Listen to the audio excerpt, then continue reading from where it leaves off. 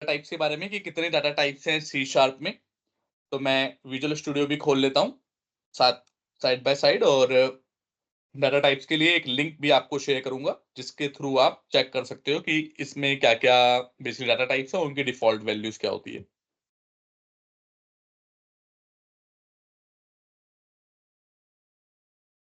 तब तक visual studio खुल रहा है, तब तक मैं डाटा टाइप्स का लिंक खोल लेता हूँ। Data types in C sharp, W3 school नहीं, ट्यूटोरियल टीचर, ये अच्छे हैं। ठीक है,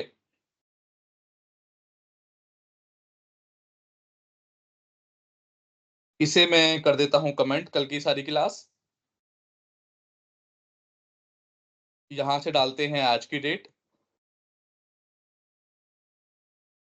आज है हमारी 5 मई 2024। तो पहला टॉपिक हम पढ़ने जा रहे हैं डाटा टाइप। तो डाटा टाइप्स होता क्या है, सबसे पहले तो बड़ा बेसिक चीज है कि आपको प्रोग्रामिंग में कुछ चीजें स्टोर करनी पड़ेंगी, और मतलब सारा काम जो भी होगा वो कुछ तरीके से होगा। जैसे कि कुछ वेरिएबल्स होंगे जिसके अंदर आप कुछ वैल्यूज स्टोर करोगे, उन वैल्यूज को जहां पे उसकी जरूरत होगी वहां पे यूज करोगे। तो बहुत सारे वेरिएबल्स होते हैं ये। अब इनका कुछ टाइप होता है, उस टाइप को बेसिकली डाटा टाइप कहते हैं। बहुत सिंपल सी बात है। अब कितने तरीके के वेरिएबल होते हैं, अगर हम ये पढ़ने जाएंगे कितने तरीके के वेरिएबल होते हैं, तो ज्यादा नहीं है, 14-15 वेरिएबल है बस। और उसमें से भी जो मोस्ट कॉमनली यूज्ड है वो 6-7 है खाली। तो पूरे 6-7 वेरिएबल पढ़ लोगे तो वो आपका पूरा ही काम कर देंगे, हालांकि आपको सबके बारे में पता होना चाहिए। तो सबसे पहला क्या है, बाइट। जैसा कि आपको पता होगा कि सबसे स्मॉलेस्ट मेमोरी क्या होती है, 1 बिट बिट होता है। और बाइट क्या होता है, एट एक बाइट इक्वल टू 8 बिट। एक बाइट इक्वल टू 8 बिट, राइट। सबसे छोटा होता है बिट, और एक बाइट में 8 बिट मेमोरी होती है। तो सबसे पहला डाटा टाइप भी जो डॉटनेट ने हमें दिया वो बाइट ही दिया है। और देखो इसमें लिखा हुआ है बाइट, ये है 8 बिट अनसाइंड इंटीजर है। अभी अनसाइंड और साइंड क्या होता है बताऊंगा, बहुत सिंपल चीज है, कोई इतना मुश्किल चीज नहीं है। और इसकी रेंज है 0 से 255। कि मतलब आपको कहीं पे ऐसी रिक्वायरमेंट हो जहां पे 0 से लेके 255 तक की ही वैल्यू सेव करनी है, तो आप बाइट ले लो। और ये मैं कंफर्म होना चाहिए, कल को अगर 256 सेव करने जाओगे तो बाइट में नहीं कर पाओगे। तो अगर आपने प्रोजेक्ट में बहुत सारी जगह बाइट बाइट बाइट यूज कर रखा है, और आपका प्रोजेक्ट बड़ा हो गया, और आपको 255 की जगह 500 नंबर की वैल्यू स्टोर करनी है, तो आप हर जगह जाके चेंज करना पड़ेगा। तो इसीलिए वेरिएबल को डिफाइन करते हुए, डिक्लेयर करते हुए, आपको एक माइंड अपना खोल के रखना है कि मैं किस चीज के बारे में बना रहा हूं। जैसे कि अगर आपको बनाना है एक क्लास में कितने स्टूडेंट हैं, राइट, तो जनरली एक क्लास में 60-70, अपने इंडिया की बात कर रहा हूं, 60-70 स्टूडेंट होते हैं मैक्सिमम, कहीं कम होते हैं कहीं ज्यादा। तो उन स्टूडेंट्स को सेव कराने के लिए आप बाइट ले सकते हो कि कल को हो सकता है 100 हो जाए, 150 हो जाए, पर 255 बहुत मुश्किल होगा कि एक क्लास में ही 255 है। अनटिल और अनलेस आप किसी गांव वाली क्लास की बात करें, गांव में किसी कुछ स्कूल्स ऐसे होते हैं कि एक ही क्लास में 500 बच्चे भी पढ़ते हैं। बट अगर आपको जेनरिक सिनेरियो पता है कि भाई 255 से ज्यादा तो हो ही नहीं सकता, तो बाइट ले लो। अब इसे डिफाइन कैसे करते हैं, बाइट, ये सबका सिंटेक्स सेम है। पहले डाटा टाइप, फिर वेरिएबल नेम, नाम कुछ भी ले सकते हो, सोनू मोनू टीटू, बट लेना हमेशा तमीज से है। वेर बाइट ले रहा हूं मैं। अब इसके अंदर 0 से लेके 255 तक सेव कर सकते हो। लेकिन जैसे ही दो, अभी देखो कोई एरर नहीं थी इसने, और कंसोल डॉट राइट लाइन करोगे तो आपको प्रिंट भी कर देगा ये।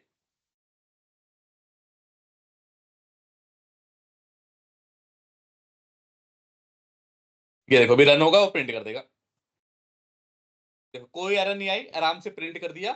लेकिन जैसे ही इसके अंदर 256 डालने की कोशिश करोगे, ये भड़क जाएगा।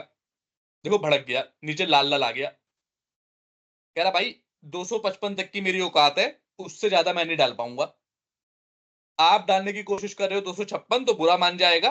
तो इसको आपको सिर्फ तभी यूज करना है जब आपकी रिक्वायरमेंट सिर्फ 0 से 255 हो और आपको पता हो कि फ्यूचर में भी इससे ज्यादा वैल्यू नहीं डलने वाली। क्लियर है? कोई डाउट? क्लियर है बोलो। सर। ठीक है। अब आता है इसी का भाई एस बाइट। ये दोनों आपस में भाई भाई हैं। क्यों भाई हैं? कि भाई ये भी बाइट है, ये भी बाइट है, ये भी इतनी मेमोरी ले रहा है, ये भी इतनी ही मेमोरी ले रहा है, लेकिन रेंज में डिफरेंस है।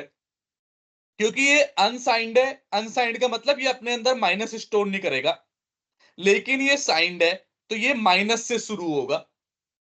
तो ये क्या करेगा, 255 को डिवाइड कर दो 2 से, 127 आता है। तो ये -128 से शुरू हो रहा है और 127 तक जा रहा है।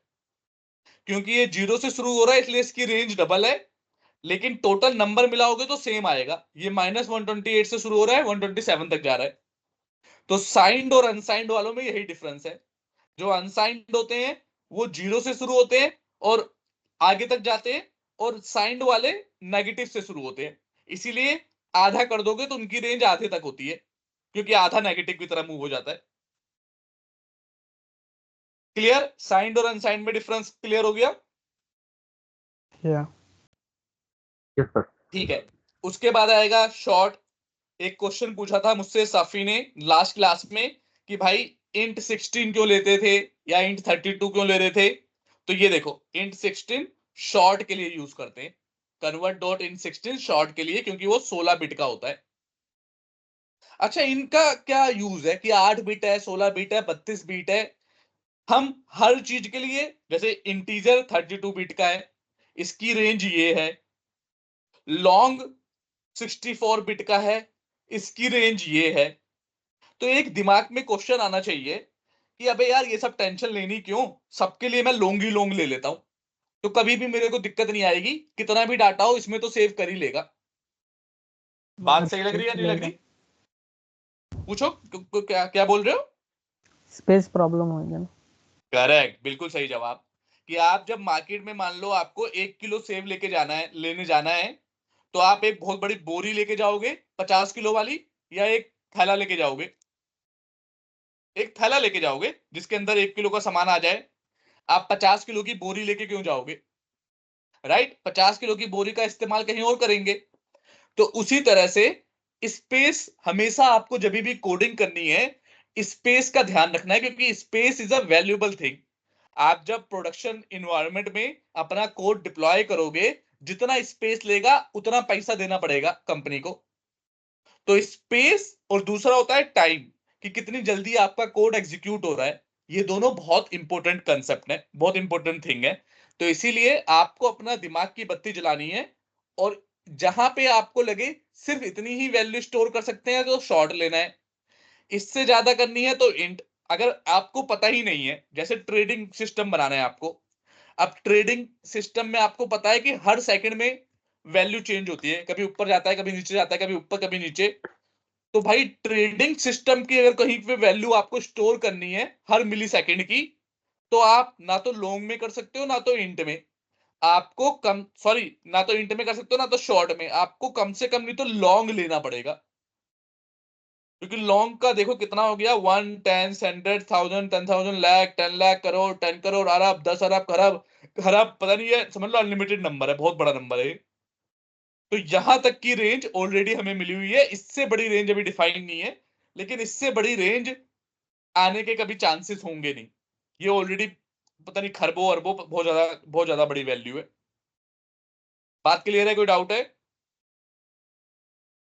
अच्छा, और वैसे ही जैसे उसमें साइंड और अनसाइंड था, वैसे ही लॉन्ग में भी देखो, साइंड है तो नेगेटिव से शुरू हो रहा है भाई, और अनसाइंड है तो 0 से शुरू हो रहा है, और इसी को डबल कर दोगे वहां तक रेंज चली जा रही है।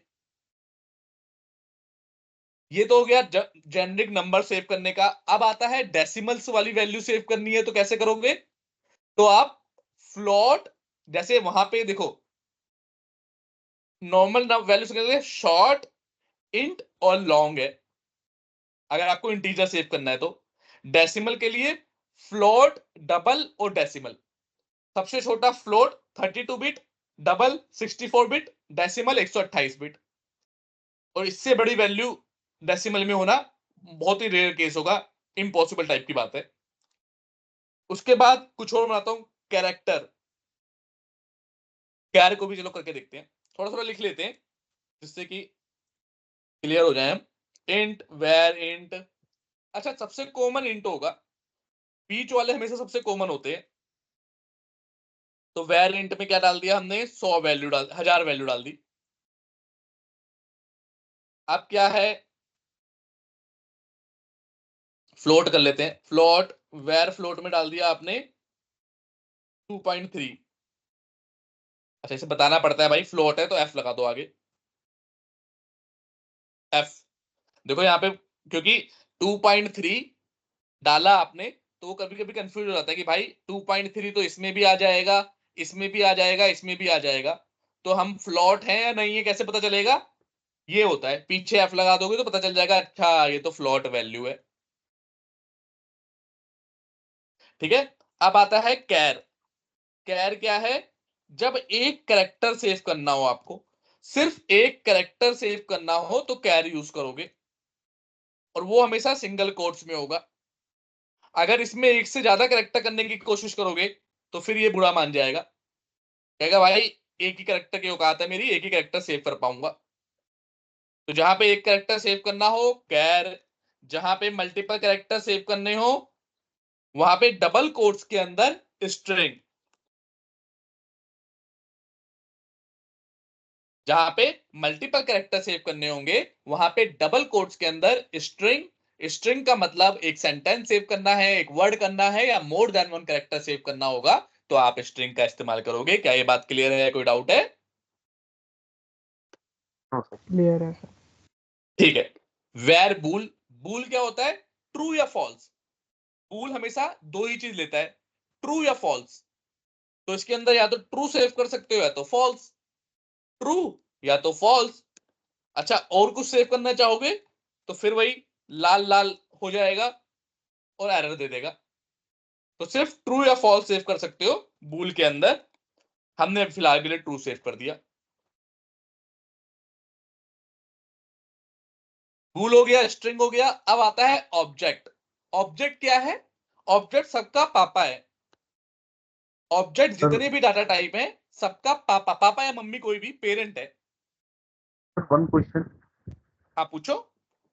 Sir what is the default value of bool variable? हाँ करेक्ट, ये भी बताऊंगा, अभी सबकी डिफॉल्ट वैल्यू पता चलेगी ये। वैसे तो यस फॉल्स सर। होती है, तुम्हारा आंसर है फॉल्स, लेकिन अभी सबकी डिफॉल्ट वैल्यू पता होनी चाहिए, जरूरी है, तो अभी वो बताऊंगा मैं। But default value of boolean is false. Default value होती क्या है अभी वो बताऊंगा इसी में, नेक्स्ट टॉपिक वही है। ठीक है, तो बूल क्या, ट्रू फॉल्स। अब मैंने बात कर रहा हूं ऑब्जेक्ट की, तो ऑब्जेक्ट इन सबका पेरेंट है। और ये मजाक नहीं कर रहा कि पापा मम्मी है, मजाक में नहीं बोल रहा मैं, सच में इनका पापा या मम्मी है, इनका पेरेंट है। ये कंसेप्ट है, डॉटनेट में एक कंसेप्ट है जिसे इनहेरिटेंस कहते हैं। उसमें पेरेंट और चाइल्ड का रिलेशनशिप बनाते हैं। तो ये ऑब्जेक्ट बाकी जितने भी डाटा टाइप हैं, हमेशा ध्यान रखना बहुत इंपॉर्टेंट चीज है ये, जितने भी डाटा टाइप हैं उनका पेरेंट है।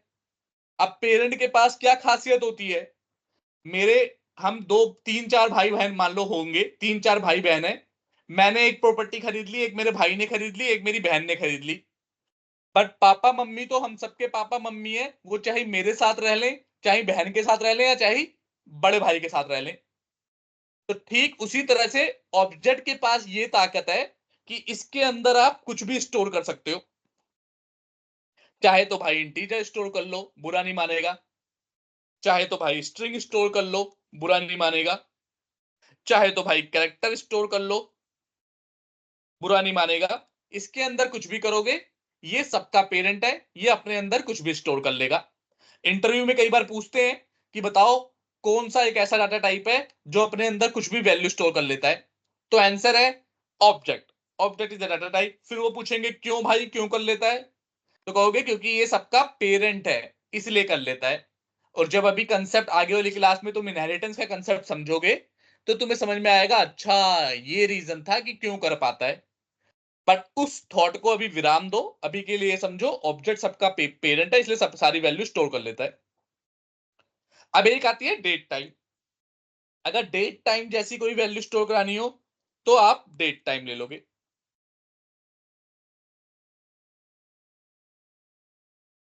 फिलहाल के लिए मैं डेट टाइम डॉट नाउ अभी का जो भी टाइम हो रहा है वो सेव करा देता हूं।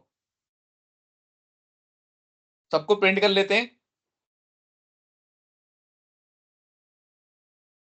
where int, where float, where char, where string, where object। bool छोड़ दिया लेकिन कर लेता हूं bool को भी। where bool और लास्ट में where date time। रन करेंगे तो सारे के सारे वेरिएबल आपके प्रिंट हो जाएंगे। यहां पे हो गए। अभी सिंगापुर का जो टाइम हो रहा है उसने टाइम बता दिया, इसने ट्रू भेज दिया, इसने करेक्टर दिया, इसने ये सब कुछ। ऑब्जेक्ट ने कैरेक्टर सेव किया था तो कैरेक्टर शो कर दिया। तो ऑब्जेक्ट एक ऐसा है जो अपने अंदर कुछ भी स्टोर कर सकता है। क्लियर है? डाटा टाइप के बारे में इतने ही डाटा टाइप है। पूरी प्रोग्रामिंग में आपको इतने ही डाटा टाइप यूज करने हैं, तो कोई बहुत ज्यादा नहीं है। आप प्रैक्टिस कर लेना, समझ जाओगे। कोई दिक्कत डाटा टाइप में? No, sir. No sir no. ठीक है। अब इन्होंने बहुत अच्छा क्वेश्चन पूछा था कि भाई डिफॉल्ट वैल्यू क्या है। तो यहीं पे नीचे आएंगे तो डिफॉल्ट वैल्यू सेट कर बता रखी है इन्होंने कि हर चीज की एक डिफॉल्ट वैल्यू होती है। डिफॉल्ट वैल्यू का मतलब अगर आपने उसके अंदर इस वेरिएबल के अंदर कोई भी वैल्यू सेव नहीं की, अभी तो आपने 255 सेव कर रखी है, मान लो कोई भी वैल्यू सेव नहीं की तो उसकी वैल्यू क्या होगी कि भाई कोई ना, अगर कुछ भी सेव नहीं होगा तो क्या कुछ भी नहीं होगा उसके अंदर? जब ये वेरिएबल ऑलरेडी बना हुआ है तो कुछ तो वैल्यू होगी ना। तो इसे कहते हैं डिफॉल्ट वैल्यू। चेक करने के लिए बहुत आसान है, आपको वैसे याद करने की जरूरत नहीं है। जो मेन मेन है उनकी याद कर लेना। जैसे इंटीजर की 0 होती है, स्ट्रिंग की नल होती है, बूलियन की फॉल्स होती है। इन तीन चार की याद कर लोगे, बाकी सबकी आपको याद करने की जरूरत नहीं है। वो आप आराम से कहीं पे भी निकाल सकते हो। जैसे इंटीजर की निकालनी है मुझे, तो वेर इंट के अंदर मैं क्या डाल दूंगा, डिफॉल्ट नाम का एक फंक्शन है। डिफॉल्ट फंक्शन क्या होता है ये समझ लो, फिलहाल के लिए समझ लो कि माइक्रोसॉफ्ट ने दिया हुआ है एक कोड हमें। इसके इसकी हेल्प से जो भी इंटीजर की डिफॉल्ट वैल्यू होगी वो इसके अंदर आ जाएगी। तो अभी ऊपर क्या था, 1000 पड़ा हुआ था, लेकिन नीचे वेरिएंट के अंदर डिफॉल्ट वैल्यू डाल दी। तो अब जब प्रिंट करूंगा तो ऊपर वाली वैल्यू प्रिंट होगी या नीचे वाली होगी? कौन बताएगा? नीचे वाली। हाँ सही बात है, नीचे वाली नीचे होगी। वाले। क्यों? हाँ, कोई ये तो पता है आपको नीचे वाली होगी, सही आंसर है। लेकिन कोई पूछेगा क्यों भाई ऊपर वाली क्यों नहीं हो रही? तो उसका रीजन ये है कि डॉटनेट में जो एग्जीक्यूशन होता है, जो कोड एग्जीक्यूट होता है, वो टॉप टू बॉटम होता है। मतलब line by line, top to bottom होगा। पहले ये लाइन एग्जीक्यूट होगी, फिर ये, फिर ये, फिर ये, फिर ये, ऐसे कई सारी प्रोग्रामिंग लैंग्वेज हैं जो सबको एक साथ एग्जीक्यूट करती हैं, पूरा एक साथ एग्जीक्यूट करती हैं। तो वहां पे लाइन बाय लाइन नहीं चलता। बट हमें उनकी टेंशन नहीं है, हमें तो डॉटनेट का है कि डॉटनेट हम पढ़ रहे हैं तो ये लाइन बाय लाइन एग्जीक्यूट करेगा, और जो भी लास्ट वैल्यू होती है उसकी वैल्यू प्रिंट करेगा, ना कि ऊपर है। ये समझ लो ना कि एक, जैसे सिंपल सी बात है, कोई इतना मुश्किल चीज नहीं है, लेकिन फिर भी दिखा देता हूं। जैसे भाई एक स्पेस इसे मेमोरी में मिला, आपने डाल दिया इसके अंदर 1000 नंबर। 1000 नंबर मतलब लाल हो गया, लाल को मैं 1000 से डिफाइन कर रहा हूं। अब यहां पे आया, अब उसने कहा उसी मेमोरी पे जहां पे ये डिफाइन किया था आपने, डिफॉल्ट वैल्यू डाल दो। तो मतलब मान लो हरा कलर डाल दिया, हरा कलर। अब यहां पे प्रिंट कराऊंगा तो उसे लाल मिलेगा या हरा मिलेगा? जाहिर सी बात है हरा मिलेगा, क्योंकि लाल तो अब बचा ही नहीं, लाल की जगह हरा आ गया। इसीलिए डिफॉल्ट वैल्यू ऑफ इंट 0 होती है और वो आपको दिख जाएगी। ये देखो, डिफॉल्ट वैल्यू ऑफ इंट 0 थी और 0 आपको दिख गई। इसी तरह से किसी की भी डिफॉल्ट वैल्यू निकालनी हो, आप आराम से ऐसे कर सकते हो। तो आपकी डिफॉल्ट वैल्यू दिख जाएगी। 3-4 की आप याद कर लेना, वो बड़ी कॉमन होती है, जैसे इंटीजर की निकाल लो, 0 है, फ्लोट की भी 0 है, लेकिन इनकी याद करने की जरूरत नहीं है। एक बूल की याद कर लेना, फॉल्स होती है, और स्ट्रिंग की याद कर लेना, नल होती है।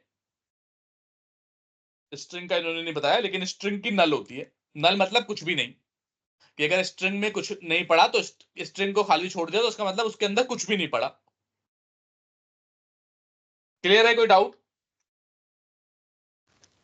Here. क्लियर है सर। ठीक है, तो डाटा टाइप इतना ही है। आपको रिवाइज करना है, यही लिंक मैं आपको शेयर करूंगा इस ग्रुप में, और आपको वो रिवाइज करना है। मैंने तो इंपोर्टेंट बता दिए, आपको सारे एक एक करके टाइप करके देखना है, कम से कम एक बार तो देखना ही देखना है। एक बार तो कम से कम सारे टाइप करके देखने ही देखने हैं। और ज्यादा कर लो तो कोई प्रॉब्लम नहीं है, पर एक बार तो करो करो, जिससे कि याद रहे। क्योंकि कई बार क्या होगा ना, लाइफ टाइम में आपने कुछ एक तो हो सकता है आप 4-5 साल में एक बार यूज करो कुछ एक वेरिएबल, लेकिन एक बार अगर टाइप करके देख लोगे तो माइंड में रहेगा, एक सबकॉन्शियस माइंड में, कि अच्छा इसे ऐसे यूज किया था, फिर आप दोबारा कभी करोगे तो आसानी रहेगी। तो एक बार हमेशा टाइप करके जरूर देखते हैं सारी चीजें। अब यहां पे एक थोड़ी सी प्रॉब्लम दिखी मुझे। उस वो प्रॉब्लम क्या है कि भाई जितनी भी वेरिएबल है ना, ये अपने अंदर एक वैल्यू स्टोर करते हैं खाली। जैसे ये 255 ही स्टोर कर पा रहा है, कल को अगर मैं चाहूं कि बाई इंटीजर के अंदर 10 भी स्टोर कराना है, 20 भी कराना है, 30 भी कराना है, 40 भी कराना है, तो क्या ये पॉसिबल है? आंसर है नहीं है भाई पॉसिबल। कि भाई एक वेरिएबल के अंदर एक वैल्यू स्टोर होगी, 10 ही स्टोर होगा। कल को तुम ए के अंदर 20 करा सकते हो, कोई बुरा नहीं मानेगा, लेकिन वो क्या करेगा, 10 को हटा के अब 20 सेव कर लेगा।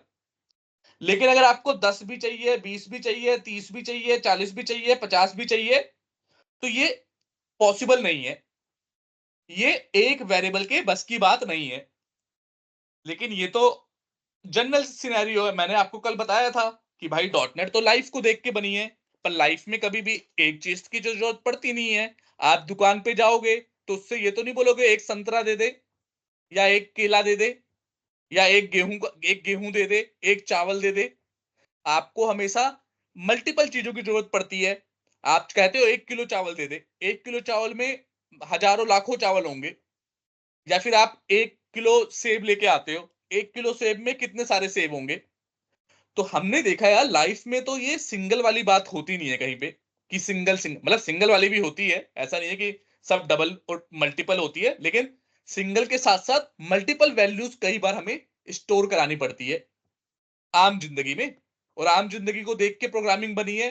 तो इन्होंने कहा हम क्या करें कि जो मल्टीपल वैल्यू स्टोर करा ले। तो उसके लिए जन्म हुआ एरे का। किसका जन्म हुआ? बोलो। अरे का अरे Array. का। एरे का। तो एरे आया, और एरे ने कहा भाई हम हैं तो क्या गम है। एरे ने कहा हम हैं तो क्या गम है, और उसने कहा मेरे अंदर स्टोर करा लो आप जितनी मर्जी वैल्यू स्टोर करानी है। तो एरे का अपना कोई टाइप नहीं होता। किसी भी टाइप के आगे बिग ब्रैकेट ओपन क्लोज लगा दो, वो एरे बन जाएगा। इसका नाम दे दिया एरे इंट। कभी भी ये क्वेश्चन मत करना कि नाम आपने ये क्यों दिया, कुछ और क्यों नहीं दिया। मेरा आंसर होगा भाई तुम्हारे हाथ में है, तुम्हारे घर का बच्चा है, तुम्हें जो नाम देना है वो दो। नाम आपके हाथ में है, लेकिन तमीज से देते हैं हम हमेशा। अगर बच्चे का, इंसान के बच्चे का नाम गधा रख दिया तो शोभा नहीं देगा समाज में। इसीलिए नाम जो यूज कर रहे हो वही दो, लेकिन कुछ भी दे सकते हो, नाम से कोई डॉटनेट बुरा नहीं मानेगा, लेकिन नाम हमेशा तमीज से देना है। ठीक है भाई।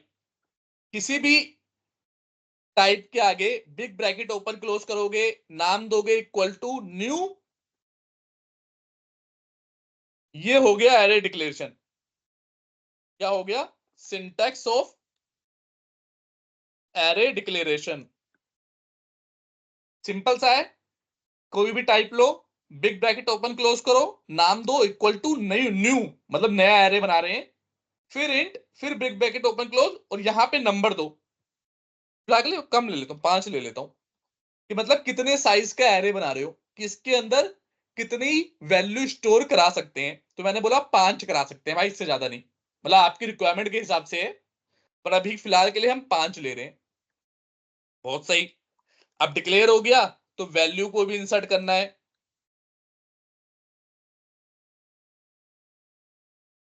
वैल्यू इंसर्ट कैसे करते हैं, बहुत ही आसान है।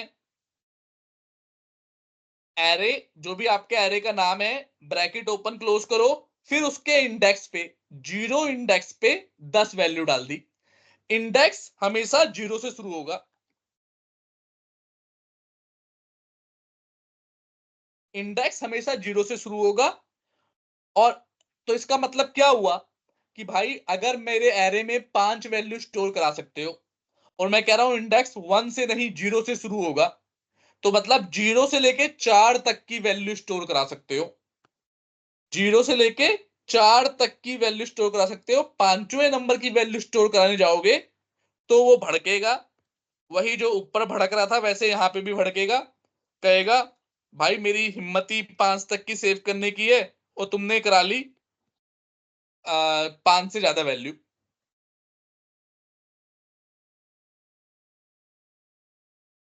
तो इंसर्ट कैसे होता है, ऐसे होता है कि भाई एरे का नाम, बिग ब्रैकेट ओपन क्लोज, कौन से इंडेक्स पे सेव करा रहे हो, उस इंडेक्स का नाम इक्वल टू करके जो भी वैल्यू सेव करानी है वो। जरूरी नहीं है कि अगर आपने 5 लिया है तो पांचों वैल्यू सेव करानी है। ठीक उसी प्रकार से जरूरी नहीं है कि अगर आप बैग लेके गए हो 10 किलो का, तो आपको मार्केट से 10 किलो का ही सामान लेके आना है। अगर आप चाहो तो 2 वैल्यू ही सेव करा लो, कोई बुरा नहीं मानेगा। चाहो तो सारी करा लो, कोई बुरा नहीं मानेगा। हाँ, बुरा कब मानना शुरू करेगा, जब यहां पे 5 भी स्टोर करोगे, और वो भी अभी बुरा नहीं मानेगा। देखो अभी तो कह रहा है कि मुझे क्या पता क्या वैल्यू है, क्योंकि अभी तक ये आपने कोड लिखा हुआ है लेकिन एग्जीक्यूट नहीं हुआ। अभी तक आपने बोला है एक एरे बनाना है इंटीजर टाइप का और 5 वैल्यू लेनी है, लेकिन आपने एग्जीक्यूट नहीं किया, मतलब अभी इसको मेमोरी में स्पेस नहीं मिला होगा। स्पेस कब मिलता है, जब आप रन करते हो। रन किया, अब कोड ये क्या बोल रहा है, ये वाला कोड एग्जीक्यूट होगा, अभी हुआ नहीं। इंटरव्यू में कोई पूछे कि अगर ये डिबगर लगा के ये पीली वाली लाइन इसके ऊपर है, इसका मतलब क्या है कि इस एरे इंट को मेमोरी मिल गई या नहीं मिली, तो आप बोलोगे नहीं मिली, ये देखो चेक करो अभी नल पड़ा हुआ है इसके अंदर, अभी नहीं मिली। जैसे ही मैं F10 कर दूंगा अब मिल गई मेमोरी में, अब इसे मेमोरी मिल गई। आप खोल के देखोगे एरे को, तो 0 पे 0 पड़ा है, 1 पे 0, 2 पे 0, 3, क्योंकि 5 बोला है तो 5 इंडेक्स तक सब पे 0 0 नंबर पड़ा है। क्यों, क्योंकि हमने बात की थी ना कि भाई इंटीजर की डिफॉल्ट वैल्यू 0 होती है, तो कुछ भी नहीं डाला आपने तो 0 पड़ा हुआ है। अब 0 पे 10 10 डाल दिया, अब चेक करोगे तो 0 इंडेक्स पे 10 आ गया। 1 पे 100 डाल दिया, 2 पे डाल दिया, 3 पे डाल दिया, अब चेक करोगे 3 तक आ गए। चौथे पे ये पीले रंग का आ तो गया, लेकिन अभी एग्जीक्यूट हुआ नहीं है। इसका मतलब क्या होता है, बहुत इंपॉर्टेंट चीज है, कई बार हम इंटरव्यू में पूछ लेते हैं कि इसका मतलब क्या है कि ये एग्जीक्यूट हो गया, तो आंसर है नहीं। अगर येलो लाइन डिबग करते वक्त आती है उसका मतलब है कि वो लाइन नेक्स्ट टाइम पे एग्जीक्यूट होगी, जैसे ही आप F10 करोगे तब वो एग्जीक्यूट होगी, अभी हुई नहीं है। F10 कर दिया, एग्जीक्यूट हो गई। अब देखो इसमें भी वैल्यू आ गई। अब यहां पे आके ये फटेगा। क्यों, क्योंकि भाई जब तक रन नहीं किया था तब तक तो हमने 5 लिखा हुआ था, लेकिन इस सिस्टम को पता नहीं था। लेकिन अब सिस्टम को पता चल गया कि भाई मेरी औकात सिर्फ 5 वैल्यू स्टोर करने की है। अब आप 30 वैल्यू स्टोर करने जा रहे हो, अब मानेगा बुरा। क्या बोला, index was outside the bound of the array, कि भाई एरे बना रखा है 5 का, इंडेक्स डाल रहे हो आगे, तो इसलिए मेरी हिम्मत नहीं है कि मैं सेव कर पाऊंगा। और इस तरह से आप जितने साइज का एरे लेते हो उतने ही साइज की वैल्यू स्टोर करा पाते हो। क्या ये बात समझ में आई या नहीं आई? Yes, sir. किसी को कोई डाउट या क्वेश्चन तो पूछो। चलो, No doubt. फिर एक और बात पढ़ते हैं एरे के बारे में ही। एरे में स्टोर कराने का एक और तरीका है,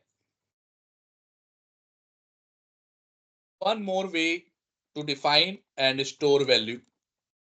कई बार आपको लगता है यार एक बार डिफाइन कर रहे हैं फिर स्टोर कर रहे हैं, पर ये जो नॉर्मल थी इसमें तो भाई क्या करते थे, वहीं पे डिफाइन करते थे वहीं पे स्टोर कर लेते थे। कुछ ऐसा तरीका भी होना चाहिए, वहीं पे डिफाइन करो वहीं पे स्टोर कर लो। तो यार कह रहा है कोई बात नहीं, वहीं पे डिफाइन करो वहीं पे स्टोर कर लो, हमने कौन सा मना किया है। यहां पे डिफाइन किया, कर्ली ब्रैकेट ओपन क्लोज करो और स्टोर करने शुरू हो जाओ। आ,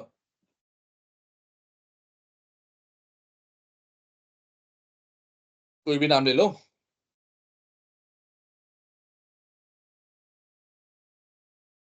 पांचों वैल्यू यहीं पे डिफाइन की और यहीं पे स्टोर कर दी। तो एक तरीका ये भी है, लेकिन यहां पे अब आप कम वैल्यू स्टोर नहीं कर सकते। अगर आप सोचो कि डिफाइन किया है 5 और स्टोर कर दूं 4, तो वो अलाउ नहीं करता। ये देखो एरर दे रहा है। अगर पांचों की पांचों वैल्यू वहीं पे स्टोर करनी है तो एक और तरीका है कि वहीं पे कर्ली ब्रैकेट ओपन क्लोज करो और उसके अंदर स्टोर कर दो वो पांचों वैल्यू। अब जब मैं इस एरे को एग्जीक्यूट होगा ये,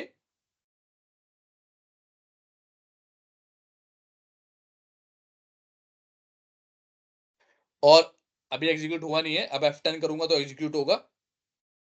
अब जब एरे को देखूंगा तो उसी टाइम पे वो सारी वैल्यू सेव हो गई। तो दो तरीके हैं, एक तो आप एक एक करके भी कर सकते हो और दूसरा है एक साथ भी कर सकते हो। क्लियर?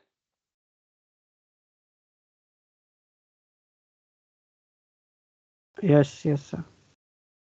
ठीक है, तो अब आते हैं। अब एरे के साथ ज्यादा कई बार हमें क्या होता है कि हमें सारे पूरे के पूरे एरे को रीड करना है।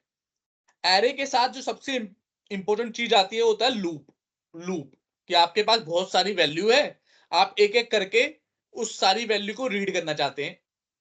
तो कैसे कर सकते हैं? With the help of loop. यहां पे आ गए हम, एरे पढ़ लिया हमने, डाटा टाइप पढ़ लिया, अब लूप पे आ गए। लूप कैसे करता है काम? मान लो इसी एरे की मुझे सारी वैल्यू रीड करके प्रिंट करनी है। तो पहला है फॉर लूप, सबसे आसान है फॉर लूप। मतलब आसान तो मुश्किल कुछ नहीं होता, जो आपको आता है वो आसान है, जो नहीं आता वो मुश्किल है। तो फॉर लूप क्या करोगे? ये सिंटैक्स है फॉर लूप का। सिंटैक्स मतलब जो माइक्रोसॉफ्ट ने बोला है ऐसे ही लिखना है, इसको हम चेंज नहीं कर सकते। ये सिंटैक्स है। तो फॉर लूप कैसे चलता है? For integer i equal to 0, कोई भी काम आपको रिपीटेडली करना हो, बार बार करना हो, उसके लिए लूप चलाते हैं। तो अब एरे में जैसे मुझे बार बार उसके एक एक आगे बढ़ा के उसके इंडेक्स को मान लो रीड करना है या प्रिंट कराना है, तो क्या करूंगा मैं? For int i equal to 0, i is less than, पहले वो इनिशियलाइज कर देगा लूप को कि 0 से शुरू हो रहा है। अब जितनी एरे की लेंथ है वहां तक चलेगा। एरे की लेंथ क्या है? 5। ये जो ये होता है ये एरे की लेंथ होती है, मतलब टोटल कितनी वैल्यू आप एरे के अंदर स्टोर करा सकते हो वो उसकी लेंथ है। तो एरे की लेंथ है 5, तो आई 0 से शुरू होगा, 5 तक कर चलेगा और हर बार एक एक बढ़ता रहेगा कि पहले 0 आएगा, फिर 1 आएगा, फिर 2 आएगा, फिर 3 आएगा, फिर 4, फिर 5। 5 नहीं आएगा क्योंकि आई लेस देन 5, लेस देन 5 है तो 4 तक आएगा। अभी इसे डिबग करके देखेंगे तो और अच्छे से समझ में आएगा। बट लूप का जो बेसिक कंसेप्ट है वो ये है, कोई भी काम आपको रिपीटेडली करना है। अब मान लो मुझे कंसोल डॉट प्रिंट कराना है एरे। एक तरीका तो क्या है कि मैं 5 बार ये लिखूं, ये लाइन में 5 बार लिखूं कि भाई पहले 0 वाला प्रिंट कर, फिर 1 वाला प्रिंट कर, फिर 2 वाला प्रिंट कर, फिर 3 वाला, फिर 4 वाला प्रिंट कर। तो मैं 5 बार लिखने की जगह, क्योंकि काम तो वही कर रहा हूं मैं, खाली ये चेंज हो रहा है अंदर वाला इंडेक्स, अंदर वाला इंडेक्स चेंज हो रहा है। तो ये 5 बार लिखने की जगह क्यों ना मैं ऐसे लिख दूं, लूप चलाऊं और यहां पे एक ही बार में लिख दूं एरे इन टाइप। अब क्या होगा इसे डिबग करके देखते हैं भाई। देखो एरे इंट जो लिया था हमने उसकी लेंथ क्या है? वैल्यू भी चेक कर लेते हैं। 10 100 ये सब है। और लेंथ देखना, लेंथ पे माउस ले जाओगे तो बताएगा 5 है मेरी लेंथ। अब देखो इसको बड़ा ध्यान से समझना। कई लोगों को लूप पे काम करना तो आता है, बट वो एग्जीक्यूट कैसे करता है वो समझ नहीं पाते। और यही गेम है, यही समझना जरूरी है। देखो सबसे पहले इंट आई इक्वल टू 0 चला, जिसके ऊपर येलो लाइन है मतलब वो एग्जीक्यूट होगा। सबसे पहले ये एग्जीक्यूट हुआ। फिर उसने कहा आई की वैल्यू अब 0 हो गई। अब उसने चेक किया क्या आई एरे लेंथ से छोटा है या नहीं है, 5 से छोटा है या नहीं है। क्या 0 5 से छोटा है? आंसर है हाँ भाई है। तो अब वो यहां पे नहीं जा रहा, ये बड़ा ध्यान से देखना। पहले यहां पे गया, फिर यहां पे, अब वो यहां नहीं गया, अब वो अंदर गया। अंदर गया और उसने प्रिंट कर दिया किसको? एरे इंट आई को। आई की वैल्यू क्या है? 0। तो जो 0 नंबर पे है वो प्रिंट हो गया होगा। 0 नंबर पे 10 था, 10 प्रिंट हो गया। अब यहां अंदर कोड के बाद अब शुरू से यहां पे नहीं जाएगा, इसका काम खत्म हो गया। अब यहां पे जाएगा, याद रखना, देखना यहां पे जाएगा। ये देखो यहां पे गया। और आई प्लस प्लस, आई प्लस का मतलब, प्लस प्लस का मतलब क्या होता है? जो भी उसकी वैल्यू है उससे एक बढ़ा दो। तो 0 से 1 बढ़ा देंगे तो 1 हो जाएगा। इसके बाद दोबारा यहां जाएगा। अब देखना अब यहां नहीं जाएगा दोबारा कभी भी, इसका काम खत्म हो गया। अब खाली यहां यहां जाता रहेगा। अब यहां गया, आई की वैल्यू है 1। क्या 1 5 से छोटा है? आंसर है हाँ भाई छोटा है। तो अब इस बार एक नंबर के इंडेक्स वाली वैल्यू को प्रिंट कर दो। प्रिंट हो गया, चेक कर लो। हाँ भाई प्रिंट हो गया। अब दोबारा से यहां पे गया, 1 का 2 कर देगा। अब 2 को चेक करेगा, क्या 2 5 से छोटा है? सही बात है, इसको भी प्रिंट कर देगा। फिर 2 का 3 कर देगा। क्या 3 5 से छोटा है? हाँ भाई है, इसको भी प्रिंट कर देगा। फिर 3 का 4 कर देगा। क्या 4 5 से छोटा है? हाँ भाई है, इसको भी प्रिंट कर देगा। फिर 4 का 5 कर देगा। क्या 5 5 से छोटा है? नहीं नहीं नहीं, 5 5 के बराबर है, छोटा नहीं है। तो इसलिए अब लूप से बाहर आ जाएगा और जो भी प्रिंट किया है उसको रीड करने देगा। और आप देखोगे तो आपके सारी की सारी वैल्यू यहां पे प्रिंट हो गई। क्या ये फोर लूप का सिंटैक्स?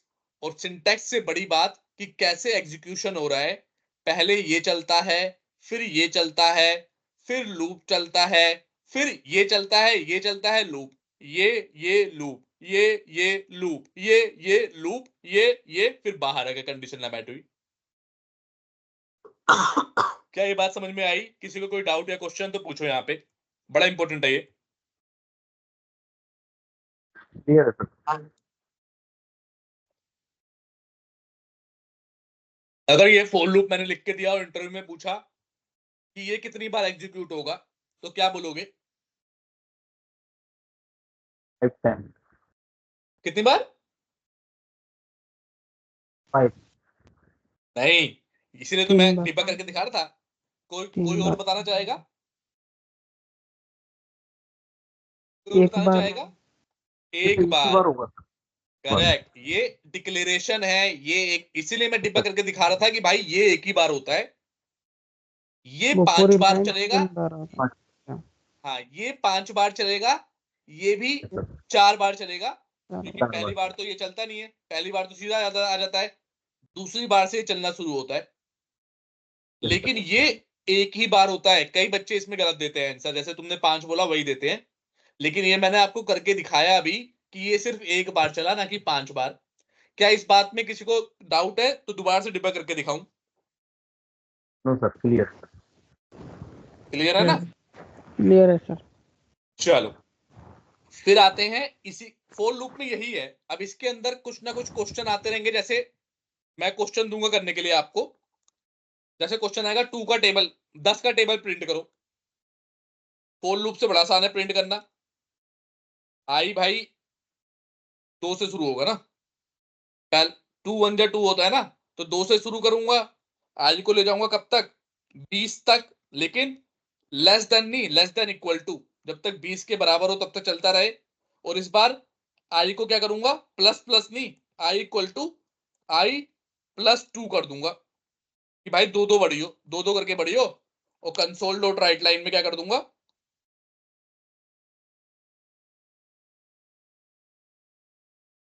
आई को प्रिंट करा दूंगा। तो अगर मैं इसे कंट्रोल के सी कमेंट कर दूं और सीधा ये रन करूं, तो आप देखो 2 4 6 8 10 12 14 16 18 20 पूरा 2 का टेबल प्रिंट हो गया। तो इसी लूप की हेल्प से आप टेबल कोई भी काम रिपीटेडली करना हो तो लूप की हेल्प से कर सकते हो। कैसे प्रिंट किया, जरूरी नहीं है 0 से ही शुरू करना है आई को, हमने 2 से शुरू कर दिया। हमने कहा कब तक चलना है, जब तक उसकी वैल्यू 20 के बराबर ना हो। और पिछली बार हमने बढ़ाया था एक एक करके, इस बार हमने दो दो करके बढ़ा दिया। बात समझ में आ रही है नहीं आ रही, क्वेश्चन कर पाओगे जब दूंगा तो। Yes sir. Yes, sir.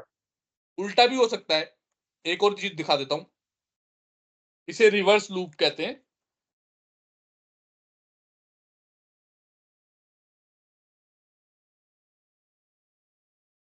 Reverse loop क्या है, इसी का भाई है। इस बार क्या करेंगे, 10 से शुरू करेंगे तो कब तक चलाएंगे, जब तक आई बड़ा हो 0 के। और इस बार आई माइनस माइनस करेंगे, ये वाला 10 से एक एक कम होता रहेगा। और आई को ही प्रिंट करा देंगे। इस बार उल्टी गिनती 10 से लेके 1 तक उल्टी गिनती टाइप कर देगा। देखो 10 9 8 7 6 5 4 3 2 1 उल्टी गिनती टाइप कर दी इसने। क्यों, क्योंकि हमने शुरुआत 10 से की, इस बार लेस देन की जगह ग्रेटर देन चेक किया कि जब तक 0 से बढ़ाओ तब तक चलता रहियो। और जमा की जगह माइनस माइनस किया कि भाई एक पहले 10 आएगा फिर 9, चेक करेगा क्या 9 0 से बड़ा है, हाँ बड़ा है, फिर प्रिंट कर देगा। फिर 8 7 6 5 4 3 2 1 को चेक करेगा, सबको प्रिंट करता रहेगा। और लास्ट में 0 से बराबर वैल्यू आ जाएगी तो बाहर कर देगा। क्लियर है, कोई डाउट?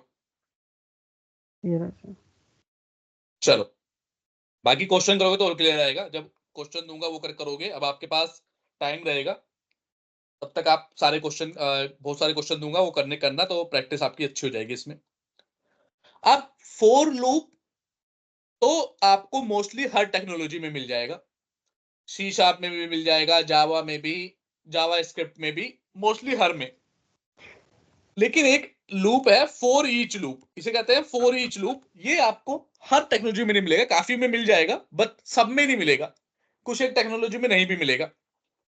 ये क्या करता है, जैसे ये चलाता है, मेनली इंडेक्स पे खेल रहा है ये, इंडेक्स से आप प्रिंट करा रहे हो। आपको कई बार क्या करना होता है कि भाई मुझे सारे के सारे डाटा प्रिंट कराना है, तो आप फोर ईच लूप का भी इस्तेमाल कर सकते हो।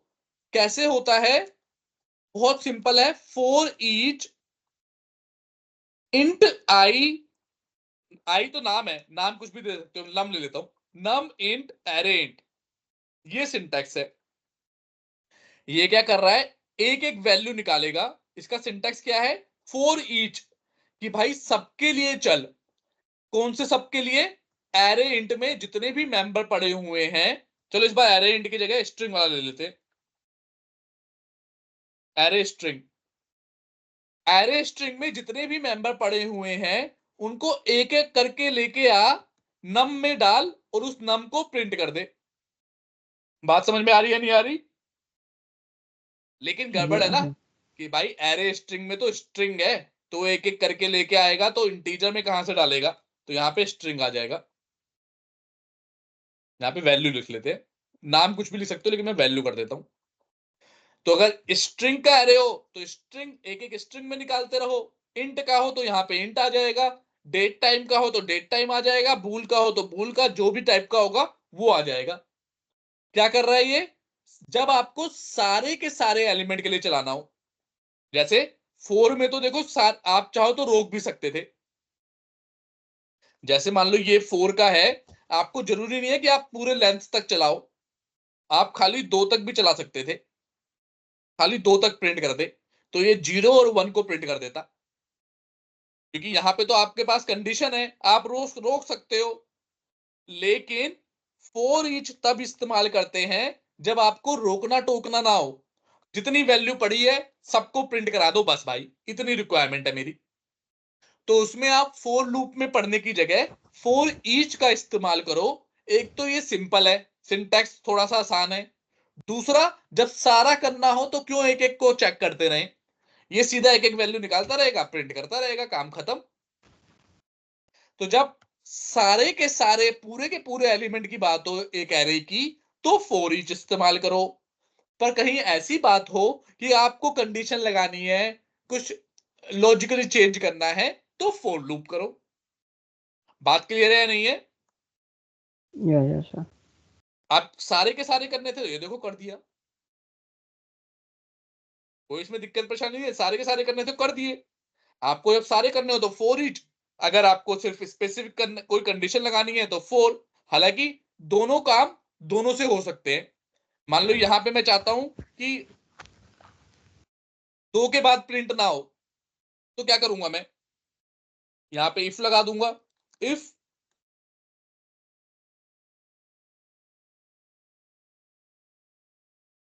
यहां पे काउंट लेना पड़ेगा। मान लो ये काम है 2 के बाद प्रिंट ना हो,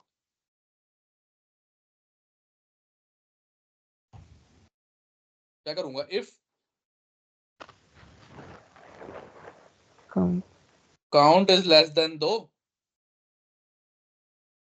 तभी प्रिंट हो भाई, वरना ना हो। और यहाँ पे काउंट को प्लस प्लस कर दूंगा।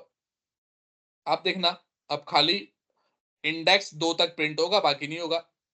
अच्छा 2 ही प्रिंट हुए, क्यों? क्योंकि लेस देन लगाया ना, इक्वल टू नहीं लगाया, तो 0 और 1 वाले प्रिंट होंगे। तो काम हालांकि फॉर ईच से भी आप वो कर सकते हो जो फॉर लूप से कर सकते हो, लेकिन फालतू में आपको एडिशनल मेहनत करनी पड़ेगी। तो अगर कोई मुझसे आपसे पूछेगा इंटरव्यू में, या फिर कभी भी आपके पास कोई क्वेश्चन आया जहां पे सारे के सारे एलिमेंट के साथ आपको खेलना है, तब आप इस्तेमाल करोगे for loop, for each loop. और जहां पे स्पेसिफिक के साथ खेलना है, तब इस्तेमाल करोगे for for loop. Okay. Clear है? कोई डाउट? Clear. ठीक है, अभी खत्म नहीं हुए, अभी इन्हीं के भाई और आ रहे हैं। होता है वाइल लूप। वाइल लूप का सिंटैक्स क्या है? True or false? While, while क्या है? अगर यही काम मुझे वाइल से करना हो, देखो ये सिंटैक्स इतना ही है कि वाइल ये सिर्फ एक कंडीशन चेक करता है।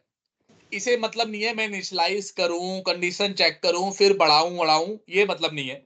ये कहता भाई मैंने एक रूल बना रखा है, ये रूल है मेरा, यहां पे जब कंडीशन जो भी ट्रू होगी मैं चलता रहूंगा, और जब कंडीशन फॉल्स हो जाएगी मैं रुक जाऊंगा। तो अगर यही प्रिंट करना हो वाइल लूप से, म्यूट पे हो जाओ जो अनम्यूट पे है, क्योंकि आवाज आ रही है। तो अगर यही चीज मुझे वाइल लूप से करनी हो तो क्या करना पड़ेगा, एक काउंट लेना पड़ेगा।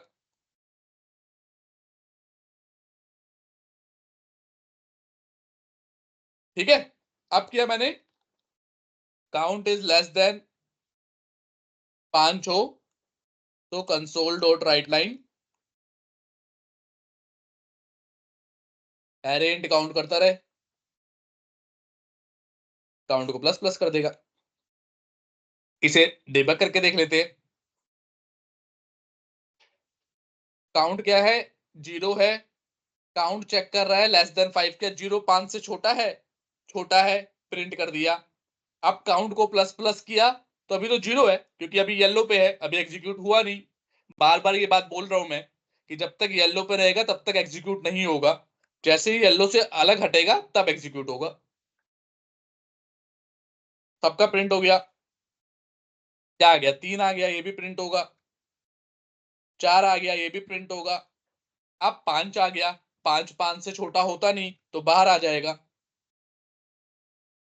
तो वाइल लूप क्या होता है कि भाई वो बहुत सारी कंडीशन चेक नहीं करता कि इनिशियलाइज करो, वो करो, उसने खाली बोल रखा है यहां पे कंडीशन चेक करनी है मेरे को।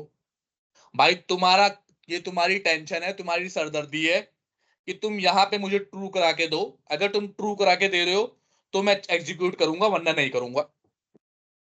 क्या आपको बात समझ में आई है, नहीं आई? Yes, sir. ठीक है, अब इसी पे एक क्वेश्चन मैं दे रहा हूं आपको घर से करने के लिए, क्योंकि मैं ये एक मेंटरशिप का कोर्स है। मैं आपको मतलब स्पून फिटिंग नहीं करूंगा कि सारा मैं ही बता दूंगा, क्योंकि मैंने सारा बता दिया फिर आप अगली प्रॉब्लम आएगी तो फंस जाओगे। अब एक क्वेश्चन मैं आपको दे रहा हूं, वो क्वेश्चन है कि कौन से सिनेरियो में हम फॉर लूप यूज करें और कौन से सिनेरियो में व्हाइल लूप। थोड़ा सा अपना दिमाग लगाना, अगर अपना दिमाग ना काम करे तो फिर चैट जीपीटी यूज करना, लेकिन पहले अपना दिमाग लगाना। और फिर नेक्स्ट क्लास में मुझे बताना कि कौन से सिनेरियो में फॉर लूप यूज करना चाहिए और कौन से सिनेरियो में व्हाइल लूप करना चाहिए ना। हालांकि दोनों इंटरचेंजेबली यूज हो सकते हैं। वही काम देखो हमने व्हाइल से कर दिया था, वही काम फॉर लूप से कर दिया था, लेकिन क्या बेस्ट प्रैक्टिस है, कहां पे फॉर लूप करें कहां पे व्हाइल लूप करोगे, देखोगे। Yes, sir. जी सर जी। ठीक, नहीं करके नहीं हो पाएगा तो मैं तो फिर तो मैं बता ही दूंगा, लेकिन पहले अपने आप करके लाना। अब वाइल का ही भाई है डू वाइल। डू वाइल क्या कहता है, कहता है मैं भी वाइल ही लूप हूं, कहता है लेकिन मैं भी वाइल ही हूं, लेकिन मैं एक बार तो चलूंगा ही चलूंगा। इसी काउंट को हटा देते हैं, इसी काउंट को इस्तेमाल कर लेते हैं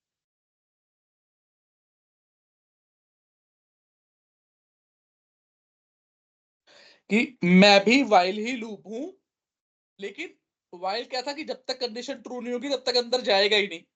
पर डू वाइल क्या कहता है कि एक बार तो मैं चलूंगा ही चलूंगा, उसके बाद मैं कंडीशन चेक करना शुरू करूंगा। एक बार तो मैं चलूंगा, कहीं पे ऐसी रिक्वायरमेंट आए, बहुत कम यूज होगा, हालांकि आपका वाइल लूप जो ये लूप है ये बहुत कम यूज होगा, इतना ज्यादा फ्रीक्वेंट यूज होगा नहीं, लेकिन फिर भी पता होना चाहिए कि ये एक बार तो चलता ही चलता है, उसके बाद वो कंडीशन चेक करता है, अगर कंडीशन मैच हुई फिर चलता है। देखो कहीं पे मैंने वो लगा दिया, इन्फिनाइट लूप बन गया ये, कहीं पे कंडीशन गलत लग गई। क्या कंडीशन गलत लग गई कि काउंट को 0 सेट किया और 5 चेक करो, बढ़ाया तो है ही नहीं वैल्यू। तो कभी भी देखो गलत काम करोगे तो देखो ऐसे इन्फिनाइट लूप लग जाएगा, सैफी सैफी सैफी सैफी प्रिंट होता जा रहा है, कितनी बार प्रिंट हो गया है देखो। तो आपको पता चल जाएगा गलत लॉजिक है, यहाँ पे आगे आगे काउंट प्लस प्लस कर दो।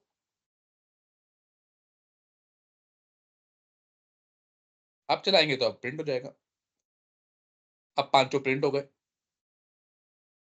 तो क्या है भाई, डू वाइल लूप भी वाइल लूप का ही भाई है, लेकिन ये कहता है मैं एक बार तो चलूंगा ही चलूंगा, उसके बाद आपके ऊपर डिपेंड है कि आप चलने दो या ना चलने दो। इस कंडीशन को ट्रू मिलेगी तो चलूंगा वरना नहीं चलूंगा। क्लियर है, ये तो सिंपल है, इसमें कोई डाउट या दिक्कत तो बताओ। No, sir. Clear. ठीक है। अब देखो लूप का इस्तेमाल जनरली हम करते हैं जहां पे कंडीशन मतलब कोई भी काम रिपीटेडली करना है आपको, लेकिन एक डॉट नेट ने बनाया कि जैसे कई बार ऐसी सिचुएशन आती है कि मेरे पास ना कोई काम बहुत बार ज्यादा बार रिपीटेडली नहीं करना, मेरे पास 5 रास्ते हैं, जैसे चौराहे पे आप खड़े हो, आपके पास 4 रास्ते हैं, लेकिन आपको जाना है किसी एक रास्ते में ही है, राइट, या तो राइट जाओगे, लेफ्ट, आगे या पीछे।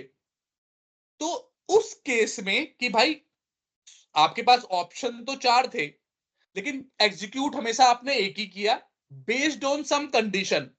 हो सकता है आपको मार्केट जाना हो तो आप राइट जाओ, हो सकता है आपको स्कूल जाना हो तो लेफ्ट जाओ, पुलिस थाने जाना हो तो सीधा जाओ, और क्लब क्लब जाना हो तो उल्टा जाओ। तो बेस्ड ऑन कंडीशन हमारे पास सिनेरियो तो बहुत सारे हैं, लेकिन एग्जीक्यूट हमेशा एक हो सिनेरियो होगा। ठीक है, ये जनरल लाइफ का सिनेरियो है, क्योंकि प्रोग्रामिंग लाइफ है। तो अब इसके लिए बनाया गया स्विच केस।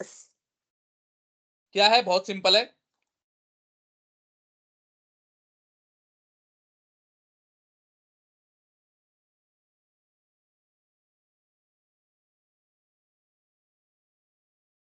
जैसे एक इसका सिंपल सा एक वो बताता हूं, इसमें यूजर से इनपुट लेते हैं, प्लीज एंटर योर नंबर। अब जो भी यूजर नंबर एंटर करेगा उसे सेव करा लेंगे।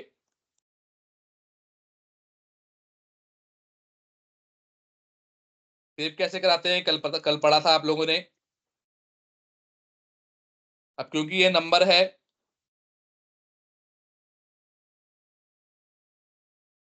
तो कन्वर्ट भी करना पड़ेगा।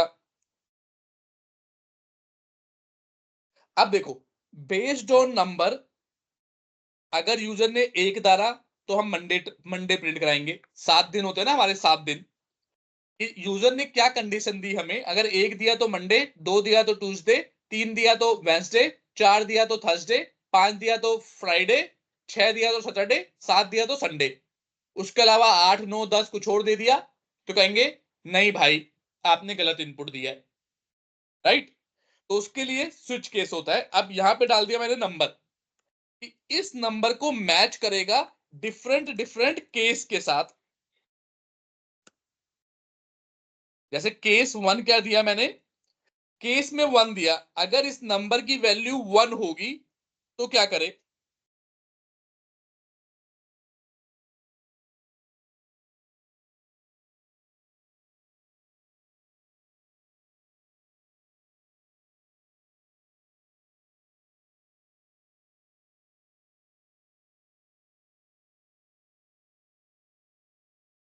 तो वो क्या कर दे कि दिस इज मंडे।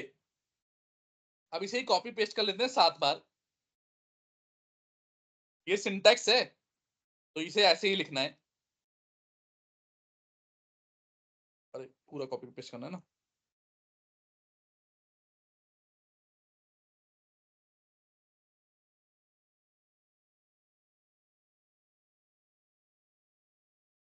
चलो, 7 बार कॉपी पेस्ट कर लिया।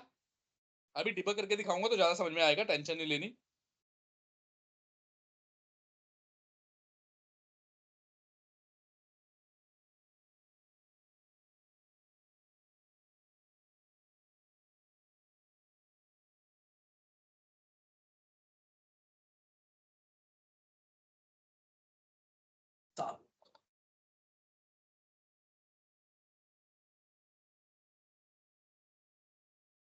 ठीक है, 7 बार आ गया। हर बार हमने नाम चेंज कर दिया। यहाँ पे कर दिया भाई संडे, यहाँ पे कर दिया भाई सैटरडे, यहाँ पे कर दिया भाई फ्राइडे, यहाँ पे कर दिया भाई थर्सडे,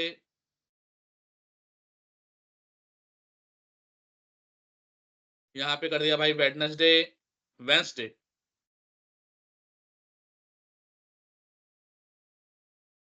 यहाँ पे कर दिया भाई ट्यूसडे। तो बेसिकली स्विच केस क्या करता है, आपने जो भी यहाँ पे वैल्यू दी है उसके केस को मैच करेगा। अगर नंबर आया, यूजर ने टाइप किया 1, तो केस को मैच करेगा, यहाँ पे ये एग्जीक्यूट करेगा, उसके बाद ब्रेक कर देगा। ब्रेक का मतलब कि अब बस खत्म, कि इसको एग्जीक्यूट करके बाहर निकल जा, और किसी को चेक मत कर, सीधा बाहर निकल जा, तो सीधा बाहर आ जाएगा। एक डिफॉल्ट केस को भी हम प्रिंट करा लेते हैं।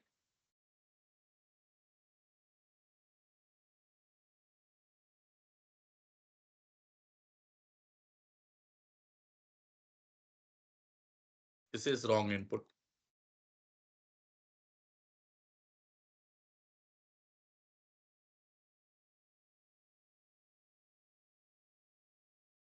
Control can not follow the switch. क्या कर रहे,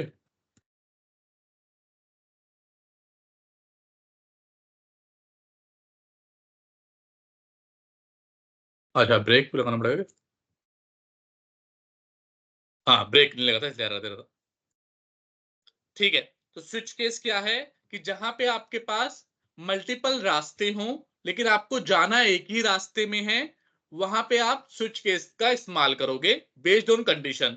जैसे हमने यूजर से लिया नंबर, अब नंबर उसने जो भी देगा उसके बेस पे उस केस पे चला जाएगा और उस पर्टिकुलर कोड को एग्जीक्यूट कर देगा और फिर ब्रेक करके बाहर निकल जाएगा। तो बाकी के केस को चेक नहीं किया। जबकि फोर लूप या फिर इफ कंडीशन जब आप देख रहे थे, तो इफ में पहले इफ को चेक करता है, फिर एल्स इफ को, फिर एल्स इफ को, एक एक करके सबको चेक करता है। लेकिन स्विच केस देखो, डिबगर लगाता हूं फिर समझ में आएगा। F10 किया, अब नंबर दो, 4 नंबर दिया,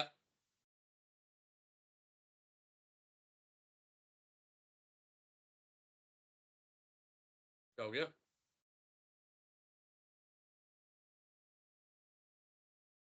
दोबारा से लगाता हूँ टिप पर।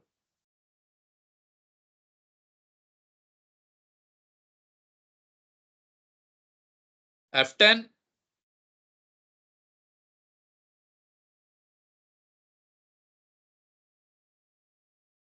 F10 4 नंबर दिया, एंटर आया, स्विच नंबर देखो, नंबर पे गया, इसने चेक किया मेरा नंबर 4 है, तो आपने जो केस लगा रखा है 4 नंबर यहां से मैच करेगा, तो यहां पे आ जाएगा, ये देखो 4 वाले के अंदर आ गया, इसे एग्जीक्यूट किया, ब्रेक करके बाहर चला गया। तो स्विच केस कब यूज करना है? जब आपका मल्टीपल रास्ते हो लेकिन जाना एक ही रास्ते पे है, तो स्विच केस। अब देखो एक डिफॉल्ट वाला भी चेक कर लेते हैं कि मान लो कुछ 10 दे दिया नंबर, 10 नंबर दे दिया, एंटर किया, 10 नंबर किसी से मैच नहीं कर पाएगा, तो कहां चला गया? डिफॉल्ट वाले में।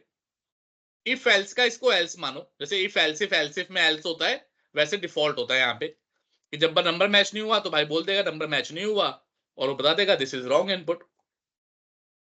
तो ये classic example off switch case है कि आपको कई बार क्या होता है, हर दिन के हिसाब से अलग अलग अपॉइंटमेंट सेट करनी होती है कि मंडे को कोई और अपॉइंटमेंट है, ट्यूसडे को कोई और, थर्सडे को कोई और, तो आप नंबर लोगे और उस हिसाब से अपनी अपॉइंटमेंट सेट कर सकते हो। क्या ये बात क्लियर है? कोई डाउट है?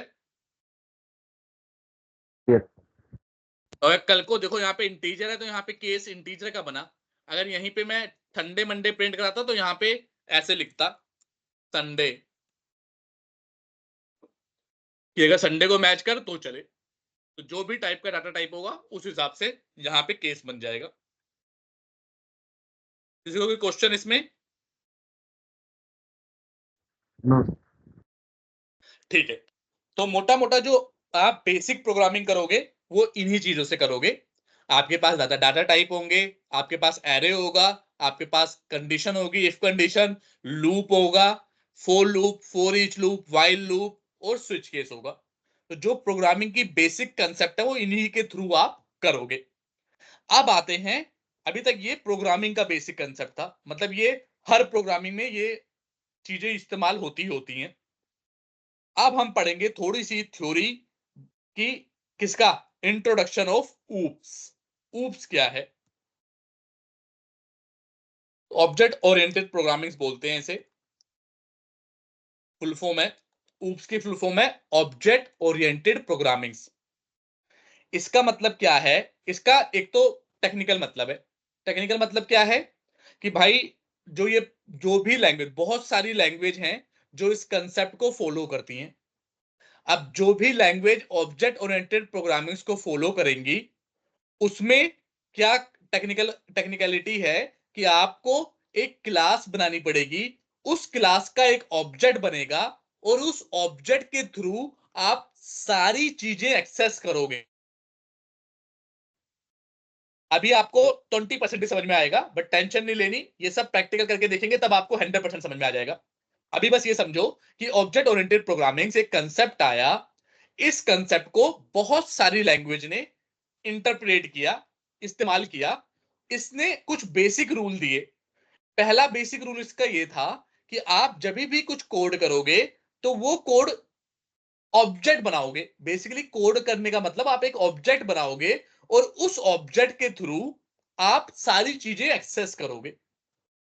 क्या होता है ऑब्जेक्ट, कैसे बनता है, इसकी टेंशन नहीं लेनी, बट आपको एक ऑब्जेक्ट बनाना पड़ेगा, उसी के थ्रू आपको सारे डिसीजन लेने पड़ेंगे। जैसे इसे आप रियल लाइफ में समझो कि जैसे दो पड़ोसी हैं, अगर मुझे मेरे पड़ोसी से चीनी मांगनी हो कि भाई मेरी चाय पत्ती चीनी खत्म हो गई है, चाय बनानी है, तो मुझे चीनी दे दे, तो मैं उस पड़ोसी का गेट खटखटाऊंगा और घर के मुखिया से पूछूंगा कि भाई मुखिया जी मुझे चीनी दे दो। अगर वो देना चाहेगा तो हाँ बोलेगा, नहीं चाहेगा तो नहीं ना बोलेगा। तो वो जो मुखिया है, वो मुखिया ऑब्जेक्ट हो गया उस पूरे घर का, और उस ऑब्जेक्ट के थ्रू ही मैं उस घर की चीजें एक्सेस कर सकता हूं। क्या ये बात समझ में आ रही है, नहीं आ रही? आ रही है सर। Yes, sir. तो ठीक चाइल्ड यही एंड कंसेप्ट, पेरेंट। नहीं चाइल्ड एंड पेरेंट बाद में आएगा, वो अभी नहीं है, वो अलग चीज है। ये सिर्फ ये है ऑब्जेक्ट कि भाई अगर मुझे कोई दूसरी चीज एक्सेस करनी है तो मुझे उसकी परमिशन होनी चाहिए। परमिशन कैसे लेते हैं? ऑब्जेक्ट बनाकर। एग्जाम्पल मैंने आपको दिखाया, बताया कि पड़ोसी का कोई सामान लेना होगा तो उसके घर के मुखिया से एक परमिशन लेनी पड़ेगी मुझे। तो परमिशन, कोई भी चीज एक्सेस करने के लिए परमिशन जरूरत होती है। परमिशन किसकी लेते हैं? थ्रू ऑब्जेक्ट लेते हैं। इसी ये इसका बेस कंसेप्ट है ऑब्जेक्ट ओरिएंटेड प्रोग्रामिंग का। क्या ये बात समझ में आई या नहीं आई? आ गई है। इसके साथ Yes, साथ इसके 4 कोर कंसेप्ट हैं। पहला है इनकैप्सुलेशन, दूसरा है एब्स्ट्रैक्शन, तीसरा है क्या हो गया, इनहेरिटेंस, या फिर पहले पॉलीमॉर्फिज्म, पॉलीमॉर्फिज्म, और चौथा है इनहेरिटेंस। तो ऑब्जेक्ट ओरिएंटेड प्रोग्रामिंग ने कहा एक तो आप ऑब्जेक्ट बनाओगे और परमिशन लेके काम करोगे, और दूसरा ये 4 कंसेप्ट लोगे।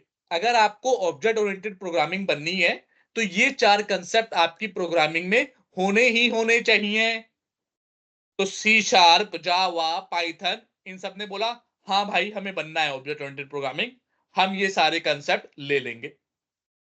तो ये सारी लैंग्वेज सी प्लस प्लस और सी शार्प, जावा, पाइथन, जितनी भी फेमस लैंग्वेज देखोगे ये सब ऑब्जेक्ट ओरिएंटेड लैंग्वेज है। क्लियर है? कोई डाउट है? क्लियर है सर। yes, अब एक ऑब्जेक्ट का मैं मतलब बताता हूं जो मैं अपने स्टूडेंट को समझाता हूं। दुनिया में ना हर चीज ऑब्जेक्ट है। दुनिया में हर चीज ऑब्जेक्ट है। हर चीज मतलब जो भी स्पेस ले रही है।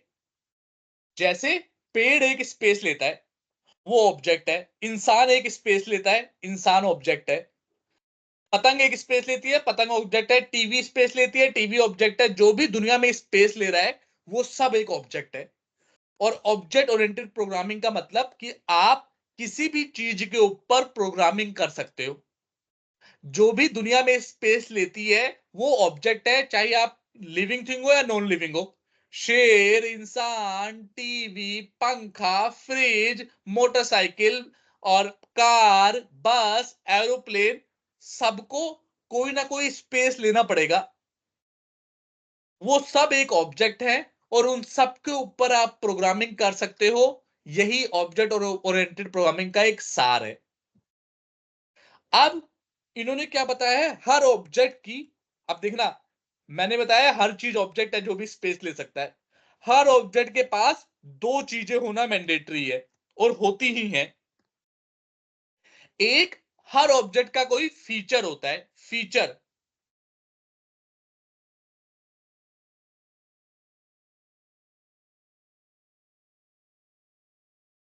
भाई हर ऑब्जेक्ट, मैं आपको प्रूफ करके दिखाऊंगा।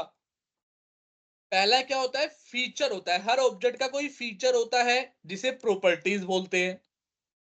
जैसे एग्जांपल लेते हैं कार का। कार का फीचर क्या है? कलर। उसका कलर एक उसकी फीचर है, उसकी प्रॉपर्टी है। ब्रांड नेम, उसका ब्रांड नेम एक फीचर है, उसकी प्रॉपर्टी है। टाइप, कि भाई सिडान है, सिडान है, हैचबैक है या एसयूवी है। टाइप, कार का टाइप एक फीचर है। इंजन पावर, कितनी पावर की इंजन है उसका एक फीचर है। ये सब चीजें कार की फीचर हो गई। फीचर है भाई हर एक ऑब्जेक्ट में। कोई सा भी ऑब्जेक्ट उठा लो, पंखा उठा लिया आपने, पंखा, पंखा का कलर, पंखा का साइज, पंखा में कितने फैन, कितने डंडे हैं, 3 डंडे होते हैं या फिर किसी किसी में 4 होते हैं। तो वो ये सब उसकी फीचर है। इंसान की बात करें तो इंसान का कलर, इंसान की हाइट, इंसान का नाम, इंसान की रेस, इंसान की कंट्री, इंसान का सिटी, ये सब मेरा फीचर है। बात समझ में आ रही है नहीं आ रही? yes, sir. बोलो। तो अगर समझ Yes, में sir. आ रही है तो सफी आप बताओ कि बस का क्या फीचर होगा? अनम्यूट होकर बोलो सफी। बस बस की का प्रॉपर्टी बताओ। कलर, बस का करेक्ट, कलर, बस का कलर। और बस का लाइक मॉडल, मॉडल, बिल्कुल सही। और उसका लाइक नंबर ऑफ सीट्स हो गई कि भाई कितनी नंबर ऑफ सीट्स है, सीट्स हो गई है, और ठीक है। लाइट्स। लाइट हो गई, लाइट, हाँ उसके अंदर लाइट है या नहीं, ये फीचर है, या ठीक है। ये फीचर है। ठीक है, बहुत सही आंसर दिया। और तो यही होता है फीचर। और भाई कोई सा भी उठा लो, मैंने बोला है जो भी स्पेस लेता है उसके अंदर दो चीज होंगी, वो ऑब्जेक्ट है। अब एक फीचर, ये तो मैंने प्रूफ कर दिया, होता है नहीं होता। कोई भी ऐसी चीज बता सकोगे जिसके अंदर फीचर ना होता हो? ऐसा क्या कोई ऑब्जेक्ट होगा जिसके अंदर फीचर ना हो? नो। आंसर है नहीं ना भाई, क्योंकि आप नहीं नहीं। जिसे देख पा रहे हो वो तो ऑब्जेक्ट है, वो स्पेस ले रहा है, स्पेस ले रहा है तो उसके अंदर फीचर होगा ही होगा। अब आता है दूसरी चीज, दूसरा, इसे प्रॉपर्टीज बोलते हैं, प्रोग्रामिंग में प्रॉपर्टीज बोलेंगे इसे। दूसरी चीज है फंक्शनैलिटी, या फिर मेथड बोलते हैं प्रोग्रामिंग में, कि भाई हर ऑब्जेक्ट का कोई ना कोई फंक्शनैलिटी होगी। जैसे ह्यूमन की फंक्शनैलिटी देखते हैं, ईटिंग, स्पीकिंग।